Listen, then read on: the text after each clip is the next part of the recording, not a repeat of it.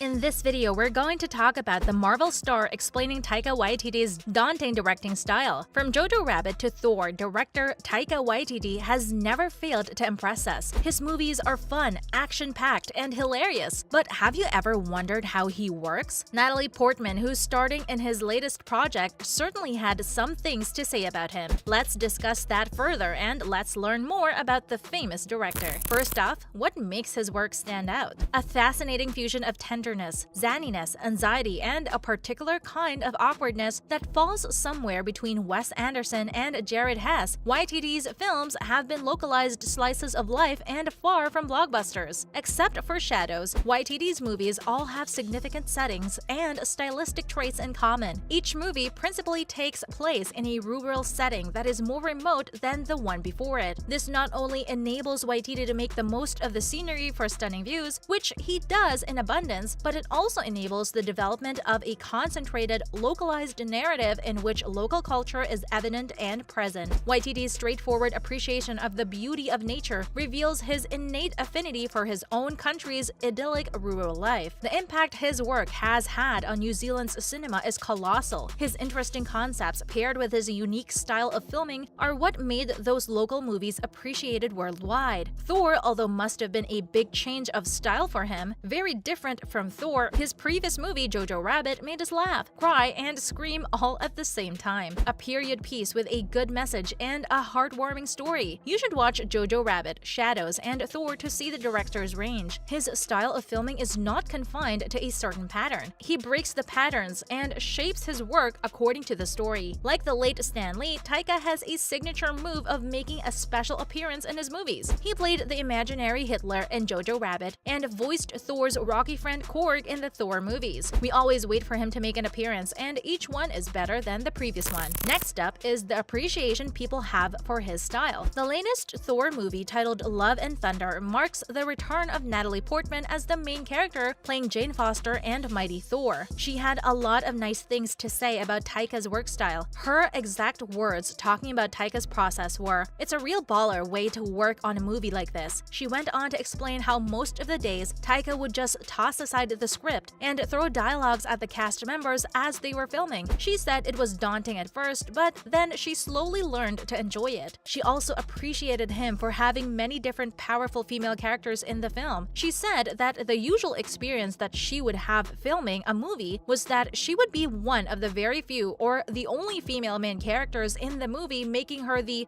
girl in the movie. That wasn't the case with this subject, as Taika has written many female leads that all get enough time to shine on the screen, which reduces the burden on the actresses of being the only female main character on screen. Taika himself also talked about the post-production process of the movie and how the movie keeps changing as they go through it, and explains how one has to tell themselves that the movie is gonna turn out fantastic. The attitude of his is surely what makes his projects unique, and he doesn't shy away from trying out new things. He also makes his actors and actresses comfortable in their roles, which enhances their performance quality. Taika Waititi, please don't ever stop making these amazing films. And now, let's look at the challenge the director had to face with the shift to Thor. Thor Ragnarok and Love and Thunder must have been a big change for the director, given the completely different setting. He faced the challenge and gave us two of the most memorable Thor movies. What made the Thor movies different from all of Taika's other work is the artificial setting. Taika's movies are usually very nature-based, and he uses nature to tell the story he wants to tell. Thor, on the other hand, lives in the mystical realm of Asgard, which had to be created through editing and a ton of special effects. Although this was a big shift for him, Taika succeeded to make a grand and visually pleasing movie for which the audience and many celebrities praised him. Thor's character was also changed by Taika, a change that everyone loved. Thor in his previous films was always seen as a serious and brooding character who was hell-bent on taking the fight to his enemies, making that his sole purpose. Even the settings for the first two Thor movies were extremely dark, eerie, and dull. When Taika took over, he gave the Thor movies a comedic touch. The character of Thor slowly and gradually shifted from being a boring, brooding character to a jolly and hilarious personality who started to enjoy love rather than constantly being in battle mode. It can also be said that this change to the Thor movies inspired other directors to make the other MCU movies more lighthearted. The Thor movies, now thanks to Taika are extremely colorful, vibrant, and fun. Meanwhile, Thor is more on the easier side and cracks a few jokes now and then. This change doesn't mean that he fails to deliver a complete movie. His Thor movies, along with the comedy that we all love, also have heart, edge-of-the-seat thrills, and some action scenes that we won't be able to forget no matter how much we try. We love this change to Thor's character. He's more lovable and relatable now, while the movies are faster in pace and a treat to watch. Now time for some other news. First off, Goat's scene, which was inspired by Taylor Swift, says Taika Waititi. Everyone who has seen Thor: Love and Thunder will be aware that the shrieking goats dominate the film, stealing a joke each time they appear on the screen. In a recent interview with Insider, director Taika Waititi disclosed that the meme created by the Taylor Swift song I Knew You Were Trouble served as some of the inspiration for the screaming goats. As the filmmaker explains, the goats were always going to be in there because they are in the comics, but we didn't know how they would sound. Originally, the goats were merely intended to serve as props on the screen. This all changed when he heard a meme of Swift's song that featured the singer's vocals being interrupted by shrieking goats. Taika Waititi, hilarious as always. And now we have Han Solo himself, Alden Ehrenreich, becoming a part of the MCU soon. Alden Ehrenreich, who plays the teenage Han Solo, whom we may never see again in the Star Wars universe, is coming back to the Walt Disney universe. According to reports, Ehrenreich has been cast in the new Marvel Studios Disney Plus series Ironheart. It also stars Dominique Thorne as the youthful, bright superhero Riri Williams.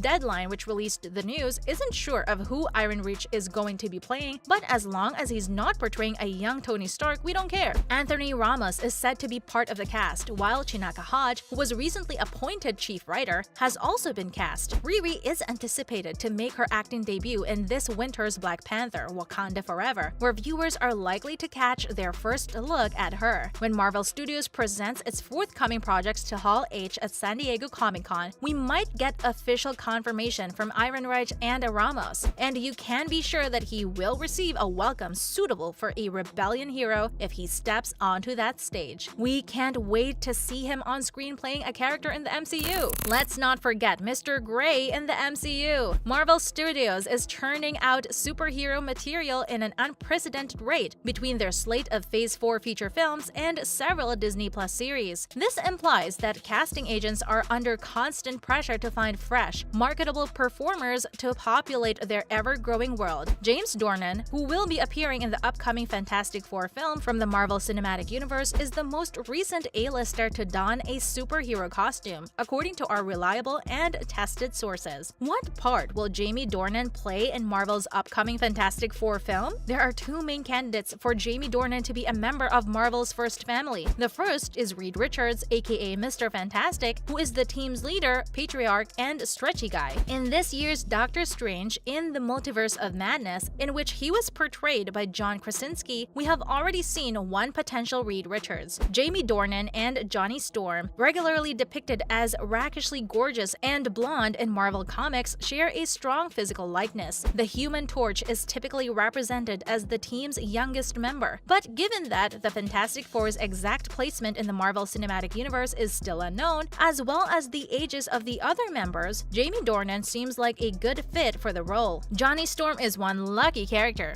First, he was played by Chris Evans, and now James Dornan. Crazy! That's a wrap for this video. Do you enjoy Taika Waititi's work? Let us know in the comments below. Make sure to give this video a thumbs up and subscribe to our channel for more videos like this. See you in the next one.